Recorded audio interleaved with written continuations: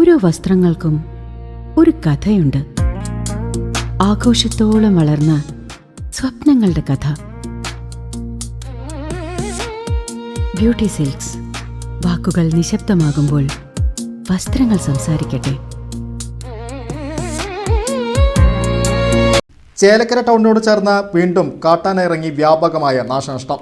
വാഴക്കോട് പ്ലാരി സംസ്ഥാന പാതയിൽ നിന്നും 100 മീറ്ററിലധികം മാത്രം അകലെയുള്ള ഉതുവടി പള്ളിക്ക് സമീപമാണ് പുലർച്ചെയോടെ കാട്ടാന ഇറങ്ങിയത്. നെയ്യൻ വീട്ടിൽ വർഗീസിന്റെ വീട്ടുവളപ്പിൽ കയറിയ കാട്ടാന വീടിന്റെ ചുറ്റുമതിൽ തകർത്തു.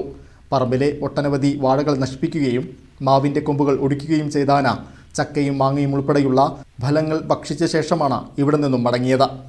രാവിലെ വീട്ടുകാർ ഉണർന്ന് നോക്കിയപ്പോഴാണ് സംഭവം ശ്രദ്ധയിൽപ്പെടുന്നത്. തുടർച്ചയായി ജനവാസ മേഖലയിൽ കാട്ടാന ഇറങ്ങുന്നത് പ്രദേശവാസികളെ കൂടുതൽ ഭീതിയിലാഴ്ത്തിയിരിക്കുകയാണ്. എന്നാൽ കാട്ടാനകളെ തുരത്താൻ അധികാരികളുടെ ഭാഗത്തുനിന്ന് യാതൊരുവിധ നടപടിയും ഇതുവരെ ഉണ്ടായിട്ടില്ലെന്ന് നാട്ടുകാർ ആരോപിക്കുന്നു.